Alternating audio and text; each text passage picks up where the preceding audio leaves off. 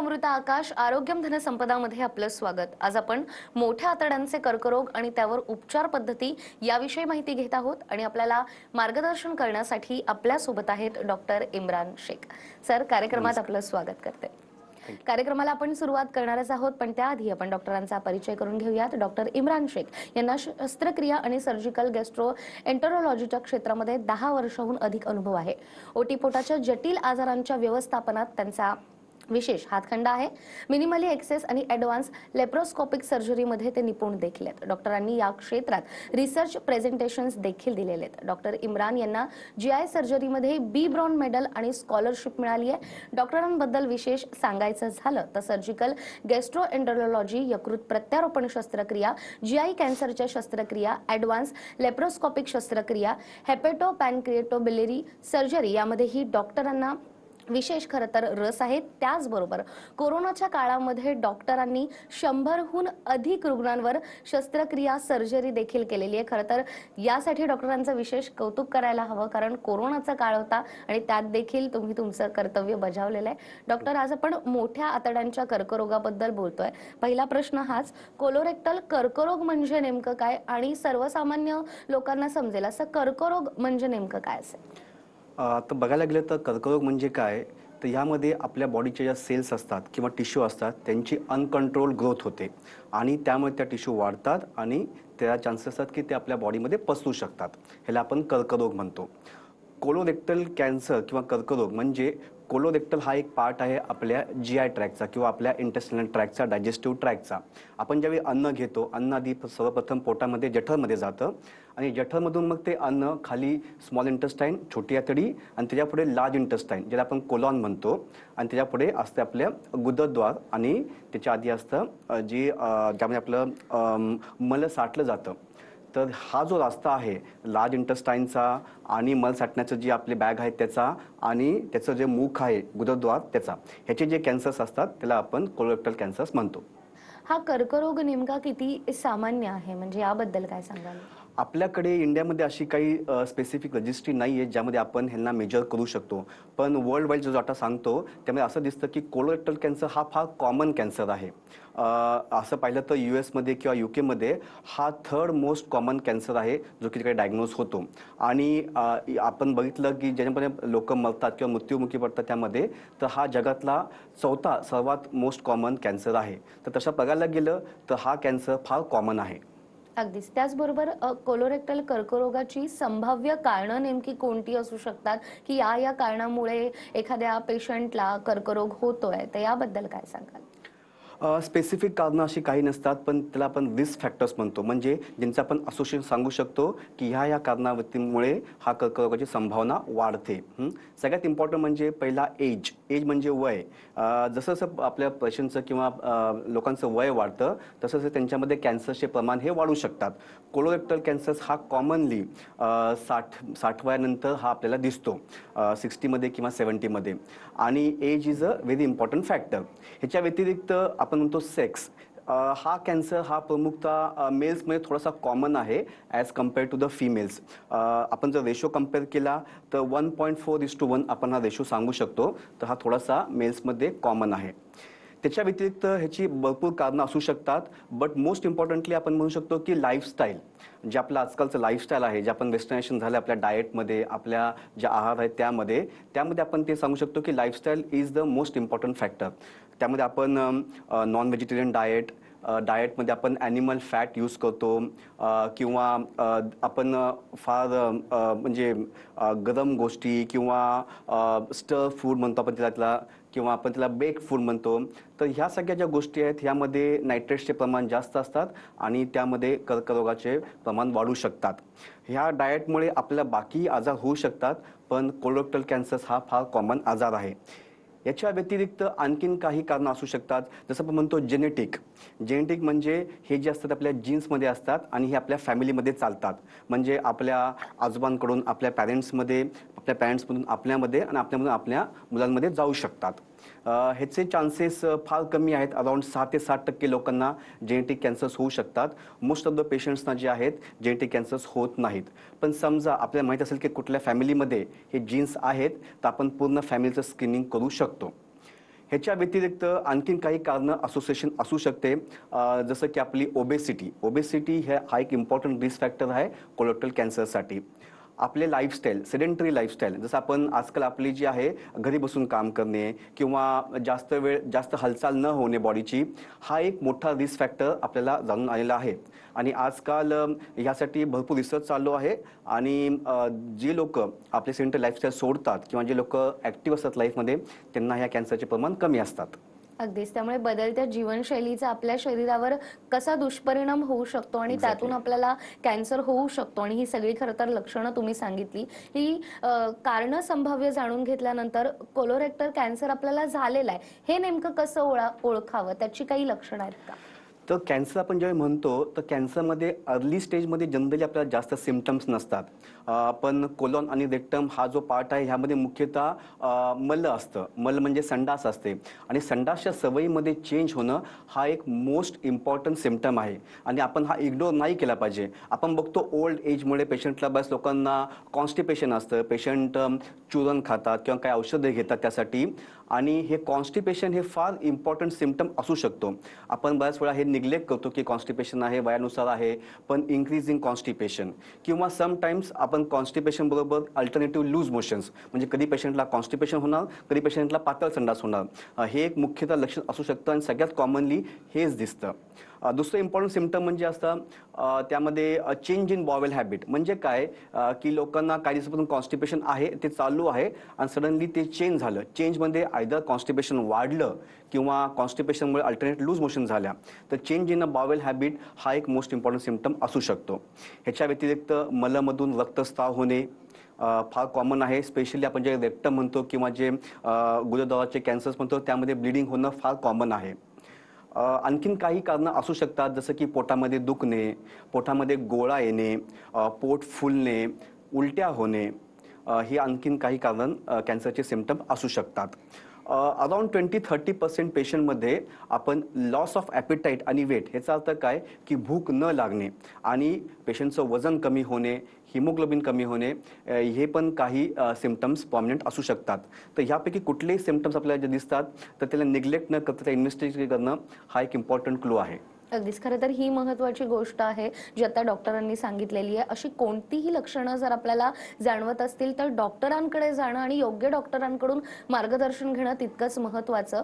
डॉक्टरांचा नंबर स्क्रीनवर आहे. डॉक्टर वोकार्ड हॉस्पिटलमध्ये कार्यरत आहेत. त्यामुळे अशी कोणतीही लक्षणं किंवा कॅन्सर संदर्भात तुमच्या मनात कोणताही प्रश्न असेल, तर नक्कीच तुम्ही डॉक्टरांचं मार्गदर्शन घेऊ शकतात.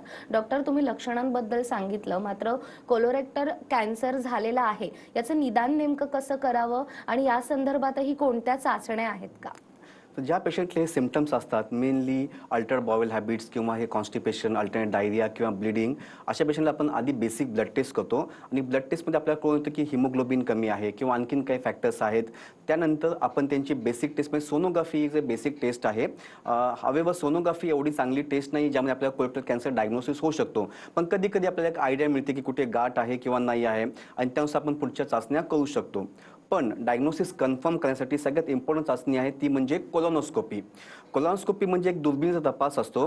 तो आपण संडासाच्या वास्ते खालून दुर्बीण टाकून पूर्ण लार्ज इंटेस्टाईन आणि रेक्टमचा तपास करतो आणि colonoscopy is the most important investigation. आणि बरेचसे लोक आपण बघतो की ह्या टेस्टला घाबरतात. आम्ही बऱ्याचशा पेशंटला जे सिम्पटम्स असतात त्यामुळे त्यांना कोलोनोस्कोपी सजेस्ट करतो, पण त्यांना असं वाटतं की सिम्पटम्स एवढे प्रॉमिनंट नाही आहेत आणि कोलोनोस्कोपी ही एक टेस्ट, मोठी टेस्ट आहे, त्यांना भीती वाटते आणि त्यामुळे ती हे टेस्ट अवॉइड करतात. There is no other way. हा एकमेव मार्ग आहे ज्यामध्ये आपण कोलोनोस्कोपी करून हा कॅन्सर डायग्नोज करू शकतो इन अर्ली स्टेज. जे कॅन्सर वाढतो त्या तो सोनोग्राफीमध्ये, सिटी स्कॅनमध्ये किंवा भरपूर अशा टेस्टमध्ये दिसू शकतो, पण तोपर्यंत उशीर झालेला असतो. तर कोलोनोस्कोपीसाठी घाबरण्यामध्ये असं कोणी घाबरायचं नाही, कारण की कोलोनोस्कोपीमध्ये आपल्याला दोन गोष्टी करतात. एक तर आपलं डायग्नोसिस होऊन जातं, आपल्याला कन्फर्मेशन मिळतं, आपण त्याची बायोप्सी घेतो, एक सॅम्पल तुकडा घेतो आणि तो आपण टेस्टिंग करतो. आणि हा जो सॅम्पल आपण जर पाठवतो टेस्टिंगमध्ये, ह्यामध्ये एकदा कन्फर्मेशन झालं तर कोलोनोस्कोपी आपल्याला आणखीन एक इम्पॉर्टंट गोष्ट सांगते, ती म्हणजे की हा ट्यूमर एका जागीच आहे, हा कॅन्सर एका जागीच आहे, कारण की आतडीची लेंथ जी आहे ती 1 ते 1.5 मीटर लांब असते आणि कधी कधी एक 15 ते 20% लोकांमध्ये हा कॅन्सर त्याच आतडीमध्ये 2 ठिकाणी असू शकतो. तेव्हा कोलोनोस्कोपी मॅपिंग पण करते आणि आपल्याला सांगू शकते की आणखीन कुठे दुसऱ्या ठिकाणी पण हा कॅन्सर आहे की नाही त्याच लार्ज इंटेस्टाईनमध्ये. त्यामुळे colonoscopy is the most important test. ह्याच्या व्यतिरिक्त काही ब्लडमध्ये मार्कर्स असतात. आपण ब्लड टेस्ट करतो, आपण त्याला सिरम CA लेवल म्हणतो. हे एक ट्युमर मार्कर्स असतात. कॅन्सरच्या ज्या पेशी असतात ते हे सिक्रेट करतात रक्तामध्ये आणि आपण ह्या ब्लड टेस्टने हे डायग्नोज करू शकतो. जवळजवळ 50 ते 60% लोकांमध्ये हे रक्तामध्ये आपण डायग्नोज करू शकतो आणि त्यामुळे आपण फर्दर टेस्टवरती कोलोनोस्कोपी करू शकतो. पण 30 ते 40% पेशंटमध्ये हे रक्तामध्ये डायग्नोज करू शकत नाही. पण समजा रक्तामध्ये हे दिसलं आपल्याला तर आपल्याला पेशंटला फॉलोअपसाठी फ्युचरमध्ये मदत होते. कारण की हे मार्कर्स डिफाईन करतात की ॲक्टिव्हिटी किती आहे कॅन्सरची, आपण जर ट्रीटमेंट केली, काय सर्जरी केली आणि त्यानंतर पण हे जर वाढत असेल ह्याचा अर्थ की कॅन्सर कुठेतरी बाकी आहे, शिल्लक आहे. तर blood test is also one of the way to diagnose him or assume it. ह्याच्या व्यतिरिक्त आपण एकदा कन्फर्मेशन केलं की तिकडे कॅन्सर आहे कोलोनोस्कोपी करून त्यानंतर सगळ्यात इम्पॉर्टंट गोष्ट इन्व्हेस्टिगेशन असते स्टेजिंग. कारण की कॅन्सरचं सगळं डिपेंड असतं आपल्या स्टेजिंगवरती की कॅन्सर हा कुठल्या स्टेजचा आहे. जे आपण कॅन्सरची गोष्ट म्हणतो ते आपण म्हणतो की स्टेज 1, 2, 3 आणि 4 आपण 4 स्टेपमध्ये त्यांना स्टेजमध्ये डिवाइड करतो. स्टेज 1 अर्लिएस्ट स्टेज असते आणि स्टेज 4 ही लास्ट स्टेज असते. नॉर्मली आपण बघतो की लास्ट स्टेज कॅन्सर जो असतो स्टेज 4 कॅन्सर त्याला आपण क्युअर करू शकत नाही. पण कोलोरेक्टल कॅन्सर्स हे थोडे बेटर टाईपचे असतात. काही स्पेसिफिक टाईपचे कोलोरेक्टल कॅन्सर स्टेज 4 मध्ये सुद्धा आपण त्यांना क्युअर करू शकतो. त्यामुळे CT स्कॅन हा एक इम्पॉर्टंट स्टेजिंग इन्व्हेस्टिगेशन आहे ज्यामध्ये आपण छातीचा, पोटाचा आणि खालच्या भागाचा CT स्कॅन करून आपण हे स्टेजिंग करतो. रेक्टम जो पार्ट आहे खालच्या इंटेस्टाईनचा गुरुद्वाराचा तिकडचा तिकडे आपण कधी कधी MRI पण करू शकतो. कारण MRI मध्ये थोडीशी जास्त इन्फॉर्मेशन मिळते. आपली जी स्पिंक्टर मेकॅनिझम आहे जे आपलं गुरुद्वार आहे तिकडे आपले कंट्रोल मेकॅनिझम असतं आणि कंट्रोल मेकॅनिझम हे फार इम्पॉर्टंट असतं. त्याच्या कॅन्सर इन्व्हॉल्ड आहे का नाही आहे हे CT स्कॅनवर इतकं चांगलं कळून येत नाही. तर अशा पेशंटमध्ये आपण MRI पेल्विस आणि पेरिनियम करून सुद्धा डायग्नोज करू शकतो. तर हे काही इन्व्हेस्टिगेशन्स आहेत. पण मोस्ट इम्पॉर्टंट इन्व्हेस्टिगेशन कोलोनोस्कोपी आणि कोलोनोस्कोपी जर आपण नाही केली किंवा अवॉइड केली तर आपल्याला ह्याचे परिणाम भोगावे लागतात. अगदीच कर्करोगाचं निदान खरं तर इतक्या वेगवेगळ्या पद्धतीनं देखील होऊ शकतं आणि त्यातून पहिल्या स्टेजमध्ये जर आपल्याला कळालं की कर्करोग आहे तर त्यानंतर खरं तर उपचार पद्धती लवकरात लवकर सुरू करता येऊ शकतात. या संदर्भात आपण डॉक्टरांकडून अधिक माहिती घेणारच आहोत एका छोट्याशा ब्रेकनंतर. ब्रेकनंतर पुन्हा एकदा आरोग्यम धनसंपदामध्ये आपलं स्वागत. आज आपण मोठ्या आतड्यांचे कर्करोग याविषयी अधिक माहिती घेत आहोत आणि आपल्याला मार्गदर्शन करण्यासाठी आपल्यासोबत आहेत डॉक्टर इम्रान शेख. डॉक्टर पुन्हा एकदा आपलं स्वागत करते. खरं तर ब्रेकवर जाण्यापूर्वी अतिशय महत्त्वाचा मुद्दा, जर कर्करोग आहे तर त्याचं निदान होण्यासाठी देखील अनेक पर्याय आपल्याकडे खरं तर असतात आणि त्याचं निदान लवकरात लवकर होणं तितकंच महत्त्वाचं आहे. कर्करोगासंदर्भात आपण नेहमी ऐकतो की शस्त्रक्रिया होते, केमोथेरपी होते किंवा रेडिओथेरपी होते. तर नेमके हे सगळे पर्याय किती सुरक्षित आहेत, या पर्यायांबद्दल काय सांगाल? तर कोलोरेक्टल कॅन्सरमध्ये हे सगळे पर्याय आपण वापरू शकतो. पण बॅकबोन ऑफ ट्रीटमेंट आपण म्हणतो किंवा मुख्य ट्रीटमेंट आपण म्हणतो तर ती आहे सर्जरी. ऑपरेशन करून आपण हा आजार क्युअर करू शकतो. त्यामुळे सर्जरी हा जर क्युरेबल असेल तर सर्जरी हा मेनस्टे ऑफ ट्रीटमेंट आहे. आपण जर कोलोरेक्टल कॅन्सर डिवाइड केलं कोलॉन कॅन्सर आणि रेक्टम कॅन्सर्स आणि जर हा अर्ली स्टेजमध्ये असेल तर surgery is the best option. Colon कॅन्सरमध्ये आपण अपफ्रंट सर्जरी करतो म्हणजे आपण आधी सर्जरी करतो आणि त्यानंतर पूर्ण स्पेसिमेन आपण तपासायला पाठवतो आणि गरज पडली तर आपण त्यांना केमोथेरपी देतो. जनरली रेडिओथेरपीचा कोलॉन कॅन्सरमध्ये काही रोल नाही आहे. पण रेक्टम कॅन्सर्स हे छोट्या जागेमध्ये असतात, त्यांना बाजूला पसरायची शक्यता जास्त असते. त्यामुळे रेक्टम कॅन्सर्समध्ये किमो रेडिएशनचा हा फार मोठा उपयोग आहे. काही वेळा जर लोकली ॲडव्हान्स कॅन्सर असेल तर आपण ऑपरेशनच्या आधी किमो रेडिएशन थेरपी देतो आणि मग आपण ऑपरेशन करतो. ह्यामुळे आपल्याला स्पिंक्टर प्रिझर्वेशन म्हणजे जे आपलं जे कंट्रोल मेकॅनिझम आहे त्याला प्रिझर्व करायला हेल्प होते आणि ट्युमर क्लिअरन्सला पण हेल्प होते. अगदीच. त्याचबरोबर डॉक्टर, कोलोरेक्टल कर्करोगासाठी लेप्रोस्कोपिक शस्त्रक्रिया देखील शक्य आहे का आणि ही शस्त्रक्रिया किती सुरक्षित आहे? हा फार महत्त्वाचा प्रश्न आहे. कारण की बरेच पेशंट माझ्याकडे येतात आणि विचारतात की कॅन्सरचं ऑपरेशन आपण लॅप्रोस्कोपीने करतो का, आणि काही पेशंट विचारतात की लॅप्रोस्कोपी नका करू कारण की लॅप्रोस्कोपीने पूर्ण कॅन्सर निघतो का. तर लोकांमध्ये बरेच मिथ आहेत लॅप्रोस्कोपिक सर्जरी कोलोरेक्टल कॅन्सर्समध्ये. पण जर बघितलं गेलं तर laparoscopic surgery in cancer it is very safe. आपल्या इन्स्टिट्यूटमध्ये आपण ही cancer surgery more than 10 years आपण लॅप्रोस्कोपीने करत आहोत आणि लॅप्रोस्कोपिक सर्जरीची ॲडेक्वसी हे व्हेरियस ट्रायल्स आणि स्टडीजने प्रूव्हन झालेली आहे. त्यामुळे लॅप्रोस्कोपीमुळे फायदे भरपूर असतात. जसं की आपल्याला पोटावरती इन्सिजन फार छोटं येतं किंवा कट फार छोटा येतो. आपण स्मॉल होल असतात त्यामुळे आपण हे ऑपरेशन की होलने करू शकतो. पेशंटला त्रास कमी होतो, पेशंटची रिकव्हरी फास्टर होते, पेन कमी होतं पेशंटना आणि त्यामुळे पेशंट लवकर घरी जातात. ऑफकोर्स जर इन्सिजन नसल्यामुळे इन्सिजन रिलेटेड जे प्रॉब्लेम्स असतात किंवा जे आपण जे पोटावरती जखम असतात त्याचे प्रॉब्लेम्स फार कमी होतात.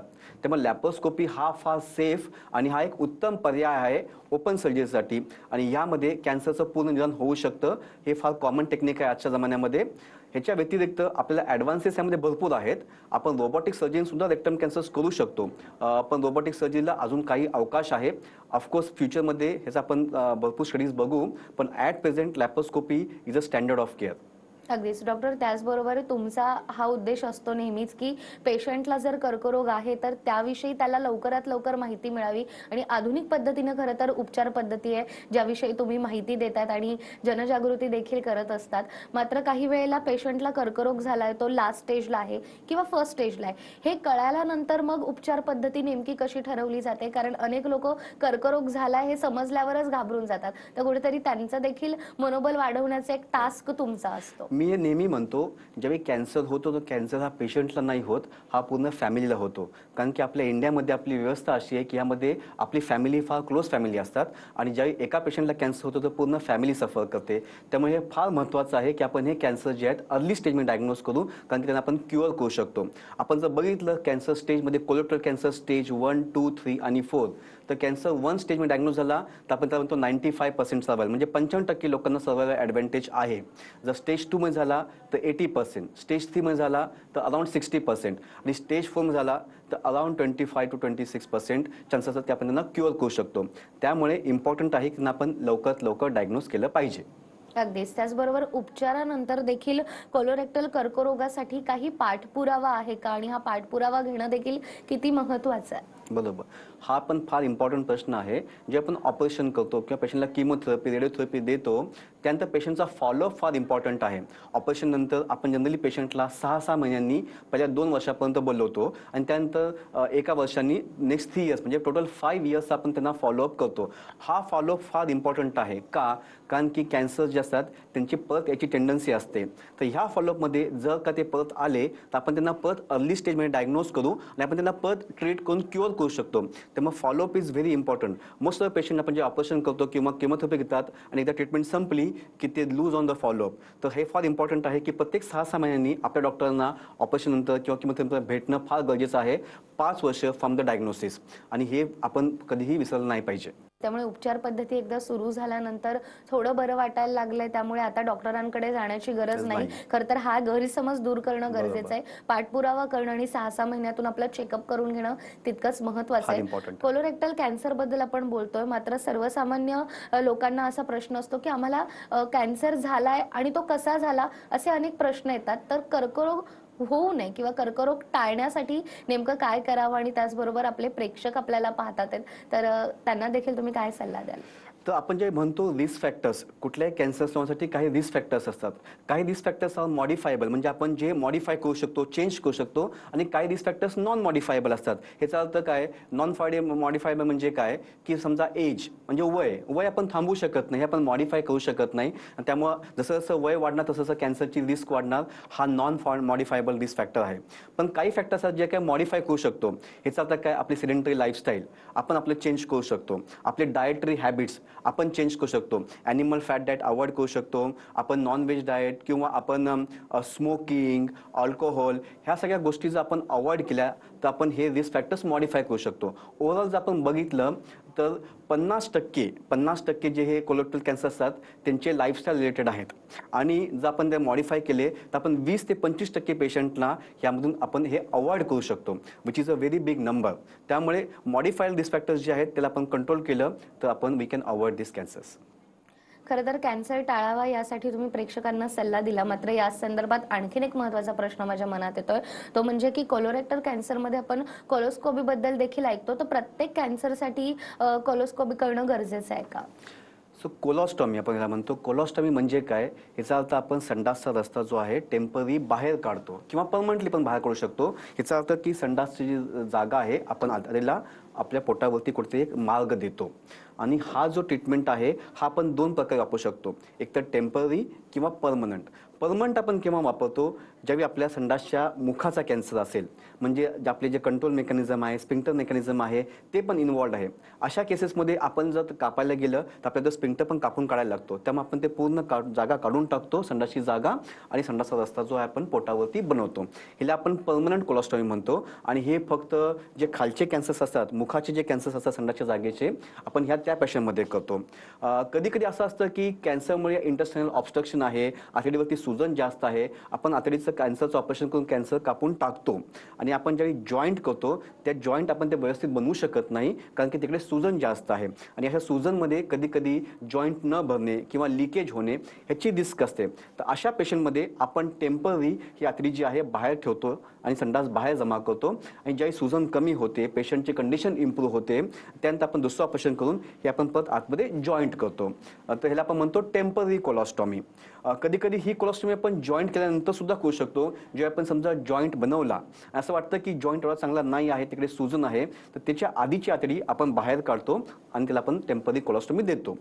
टेम्पररी कोलॉस्टॉमी आपण नेहमी बंद करतो आणि ह्याला बंद करण्यासाठी आपल्याला 4 to 6 वीक्स असतात, त्यामुळे आपण हे परत बंद करू शकतो. तर मग कोलॉस्टॉमीसाठी घाबरायची गरज नाही. ही फार कॉमन प्रोसिजर आहे, ज्याकडे आपण भरपूर पेशंटना करतो. कोलॉस्टॉमी असून सुद्धा पेशंट कामावरती जातात, ऑफिसला जातात आणि आपलं डेली लाईफ चालू ठेवतात. त्यामुळे कोलॉस्टॉमी जरी गरज पडली तरी एक इम्पॉर्टंट आणि आवश्यक प्रोसिजर आहे आणि यामुळे कॅन्सरच्या क्युरेटिव्ह वाढते. त्यामुळे आपण ही कधी अवॉइड करायची नाही. अगदीच. त्यामुळे कोलोस्टॉमीला देखील घाबरण्याची गरज नाहीये, तर त्यानं देखील कॅन्सर बरा होऊ शकतो आणि कुठेतरी त्या पेशंटला देखील बरं वाटतं या उपचार पद्धतीनंतर. अशाच मोठ्या आतड्यांच्या कॅन्सर संदर्भातल्या अनेक उपचार पद्धतींबद्दल आज डॉक्टरांनी आपल्याला मार्गदर्शन केलंय. डॉक्टर, आपल्या यासाठी खूप खूप थँक्यू आभार. So much for. त्याचबरोबर आरोग्यम धनसंपदामध्ये वेळ झाली आहे इथेच थांबण्याची. पुन्हा भेटूया एका नव्या विषयासह. तोपर्यंत नमस्कार. वेळ संध्याकाळी 7ची. देश महाराष्ट्राची महत्वाची खबरबात जाणून घ्यायची. देश आणि महाराष्ट्राच्या मोठ्या बातम्यांचं बुलेटिन देश महाराष्ट्र रोज संध्याकाळी 7 वाजता. TV9 मराठी, काळजी तुमची, हित महाराष्ट्राचं.